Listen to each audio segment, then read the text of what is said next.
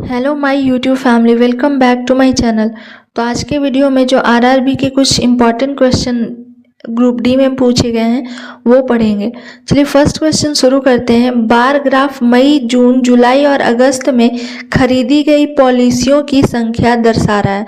इस जगह पे देखिए मई, जून, जुलाई और अगस्त में जो खरीदे गए हैं पॉलिसी वो दिया गया है। तो जून की तुलना में जुलाई में खरीदी गई पॉलिसी की संख्या में लगभग कितने प्रतिशत की वृद्धि हुई। हमसे क्या पूछ रहा है, जून का और जुलाई का। तो जून का क्या दिया गया है 180 और जुलाई का क्या दिया गया है तो 240 दिया गया है।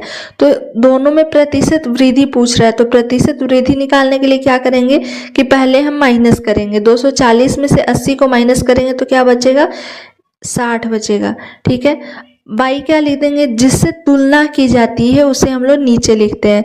तो तुलना किससे की जा रही है, तो जून की तुलना में। तो जून का वैल्यू क्या दिया गया है 180 है, तो 180 लिख देंगे। और प्रतिशत वृद्धि पूछ रहा है तो इंटू क्या हम लोग करते हैं 100 करते हैं। अब 10 से 10 ये क्या हो जाएगा, कैंसिल हो जाएगा। 6 से ये 3 टाइम्स में कट जाएगा। क्या बचा हमारा 100/3। 100/3 को जब हम लोग सॉल्व करेंगे तो क्या आ जाएगा, तो 33.33 आएगा परसेंट। तो ऑप्शन में 33 आपका दिया गया है क्योंकि लगभग मान पूछ रहा है, तो 33 इसका करेक्ट आंसर हो जाएगा, ऑप्शन बी। हमेशा ये कंफ्यूजन होता है कि नीचे हम लोग ये प्रतिशत वृद्धि के लिए तो माइनस कर लेते हैं, पर जिससे तुलना की जाती है उसे हम लोग नीचे लिखते हैं और 100 से उसे डिवाइड कर लेते हैं। तो ऑप्शन बी करेक्ट हो जाएगा। नेक्स्ट क्वेश्चन देखते हैं। एक व्यक्ति कुल 15 रुपए में 10 एक समान वस्तु खरीदता है। यदि वह उनमें से प्रत्येक वस्तु को रुपए 1.7 में बेचता है तो उसका लाभ प्रतिशत स्थानों तक पूर्णांकित मान दीजिए। लगभग 2 दशमलव तक मान निकालना है। तो चलिए इसे देखते करें कि 15 रुपए में 10 एक समान, 15 रुपए में 10 खरीदता है तो एक का जब हम लोगों को मान निकालना रहेगा तो क्या कर देंगे 15/10 कर देंगे, क्योंकि ये 15 का वैल्यू दिया गया। तो 15 एक का निकालेंगे तो 15/10 कर देंगे, यानी कि 1.5 रुपया में वो खरीदता है। ये हमारा क्या हो जाएगा, उसका क्रय मूल्य हो जाएगा। और विक्रय मूल्य का प्रत्येक वस्तु का, यानी कि विक्रय मूल्य एक का क्या दिया गया है तो 1.7 दिया गया है। 1.7 हमारा क्या है तो विक्रय मूल्य दिया गया है। क्रय मूल्य 1.5, विक्रय मूल्य तो कितने का फायदा हो रहा है क्रय मूल्य और विक्रय मूल्य में। यहाँ हम लोग देख रहे हैं विक्रय मूल्य ज्यादा है तो क्या हो रहा है, इसे लाभ हो रहा है। अब लाभ निकालने के लिए क्या करेंगे, विक्रय मूल्य माइनस क्रय मूल्य। तो 1.7 को हम लोग किससे माइनस करेंगे 1.5 से। तो लाभ हमारा कितना हो गया तो 0.2 का। 1.7 में से हम लोग देखिए 1.7 1.5 करते हैं तो क्या बचेगा 0.2 बचेगा। अब लाभ प्रतिशत निकालना है तो फॉर्मूला क्या होता है, लाभ है 0.2, लाभ गुने 100, तो 100 कर देंगे। और क्रय मूल्य क्या है 1.5 है तो क्या कर देंगे 1.5 कर देंगे। अब ये दशमलव से दशमलव कट जाएगा हमारा, 5 से डिवाइड करते हैं तो 3 बार में 5 3 15 और ये 20 बार में क्या आ रहा है 40/3। ये 20 गुने 2 करेंगे 40/3। जब इसे हम लोग सॉल्व करेंगे तो क्या आ जाएगा तो 13.33 आएगा। इतना परसेंट का क्या हो रहा है लाभ।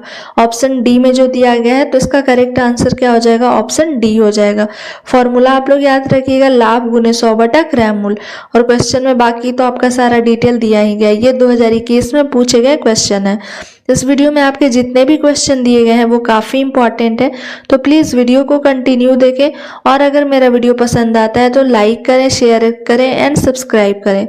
नेक्स्ट क्वेश्चन चलिए देखते हैं। 2 समरूप त्रिभुज के संगत ऊंचाई 8 सेंटीमीटर और 11 सेंटीमीटर है। ऊंचाई को यानी कि हाइट है h1 आपका दिया गया है। h1 क्या है 8 सेंटीमीटर है और h2 दिया गया है। h2 क्या है तो h2 है हमारा 11 सेंटीमीटर। ये 2 ऊंचाई आपके दिए गए हैं। समरूप त्रिभुज के संगत ऊंचाई 8 सेंटीमीटर और 11 सेंटीमीटर है तो उनके क्षेत्रफल का अनुपात निकालें। तो जब भी आपके समरूप त्रिभुज दिया रहेगा और उसके ऊंचाई दिए रहेंगे तो क्षेत्रफल का जब अनुपात पूछा जाएगा तो क्या होता है फॉर्मूला याद रखिएगा आप लोग।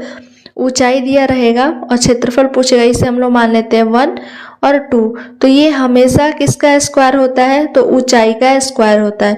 यानी कि जो क्षेत्रफल को हम लोग डेल्टा से डिनोट करते हैं तो ये 8/11 का स्क्वायर हो जाएगा। ठीक है, 8/11 का स्क्वायर, तो 8 का स्क्वायर क्या हो जाएगा 64, क्योंकि अनुपात में पूछ रहा है, और 11 का स्क्वायर क्या हो जाएगा 121, जो ऑप्शन ए में दिए गए हैं। इसे सॉल्व करने की ज़रूरत ही नहीं है। आप लोग याद रखिएगा कि जब संगत ऊंचाई दिया रहेगा समरूप त्रिभुज का और क्षेत्रफल पूछेगा तो वो ऊंचाई का स्क्वायर होता है। तो 8 का स्क्वायर 64 हो जाएगा और 11 का स्क्वायर 121 हो जाएगा। नेक्स्ट क्वेश्चन देखते हैं। नेक्स्ट क्वेश्चन क्या दिया गया है, 3 क्रमागत लगातार संख्याओं का योग कितना दिया गया है, तो 177 दिया गया है। 3 लगातार संख्या है जिसका योग कितना है 177 है। तो इन तीनों संख्याओं का माध्य क्या होगा। जब हमसे ऐसा क्वेश्चन पूछा जाता है, माध्य पूछा जाता है, 3 क्रमागत का मतलब क्या हुआ कि लगातार संख्या, तो पहली मान लेते हैं x, क्योंकि योग दिया गया है, दूसरी संख्या क्या हो जाएगी x+1 और तीसरी संख्या क्या हो जाएगी x+2 इक्वल टू क्या दिया गया है 177। अब ये 3x है तो क्या हो जाएगा 3x हो जाएगा, 1 और 2 कितना हो जाएगा 3 हो जाएगा, +3 इक्वल टू 177। अब इसे हम लोग सॉल्व करते हैं तो 3x ये इधर जाएगा तो -3 हो जाएगा, इक्वल टू कितना आया 174। अब x का वैल्यू तो 3 से ये कितने बार में कट जाएगा, तो 3 × 5 = 15, 3 × 8 = 24, 58 आ रहा है। इसी प्रकार से हम लोग तीनों संख्या निकालेंगे तो पहली संख्या क्या 58 है, दूसरी संख्या x+1 है तो क्या हो जाएगा 58 + 1 59, और तीसरी संख्या x+2 है तो क्या हो जाएगा 58 + 2 यानी कि 60। अब ये 3 संख्या का माध्य पूछ रहा है। जब 3 संख्या का माध्य पूछे तो ऐसे भी जो बीच वाली संख्या होती है वही आपका करेक्ट आंसर आ जाएगा, यानी इसका करेक्ट आंसर 59 होगा। और माध्य निकालने का फॉर्मूला क्या होता है कि जो नंबर दिए गए हैं उसको आपस में हम लोग ऐड करते हैं बटा जितना नंबर दिया गया है वो। तो चलिए एक बार सॉल्व कर लेते हैं। 58 + 59 + क्या हो जाएगा 60, कितनी संख्या है 3, तो बटा क्या कर देंगे 3 कर देंगे। अब 9 और 8 क्या हो जाएगा 17, 17 का 7 लिखेंगे 1, 6 1 7, 7 5 12, 12 5 17, 177/3 आया। अब 3 से इसे डिवाइड करेंगे तो कितने बार में कटेगा, 3 × 5 = 15, 2 बचा, 3 × 9 = 27 यानी कि 59 आया। ये इसका माध्य हो जाएगा 59 करेक्ट आंसर। और अभी आप लोगों को बताए थे कि जो बीच की संख्या, जब 3 संख्या का माध्य पूछेगा तो जो बीच की संख्या होती है वही माध्य आती है। तो हम लोग सॉल्व भी कर लिए और शॉर्ट मेथड से भी देख लिए, तो इसका करेक्ट आंसर ऑप्शन ए हो जाएगा। नेक्स्ट क्वेश्चन देखते हैं।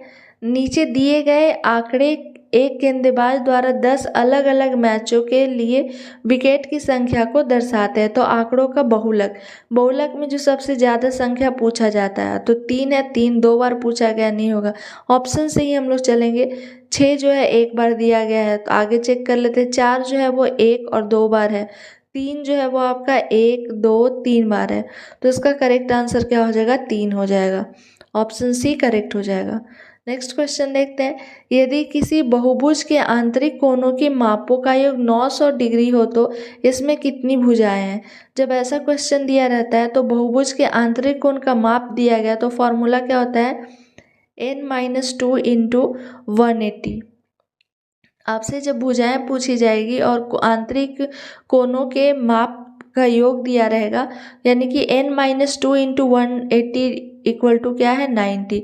अब ये इससे कितने बार में कट जाएगा 5 बार में। n का मतलब क्या हुआ भुजाओं की संख्या, तो n-2 इक्वल टू 5। अब n इक्वल टू क्या हो जाएगा, ये इधर जाएगा तो प्लस में हो जाएगा, n equal to 7। 7 option A में दिए गए हैं तो इसका करेक्ट आंसर ऑप्शन ए हो जाएगा। जब भी ऐसा क्वेश्चन दिया रहता है तो डायरेक्ट हम लोग फॉर्मूला याद रखेंगे और आसानी से इसे सॉल्व कर सकते हैं। तो ये आपके कुछ most repeated railway group D में पूछे गए क्वेश्चन का कलेक्शन था। आई होप आपको ये वीडियो पसंद आया होगा। Thank you for watching my video.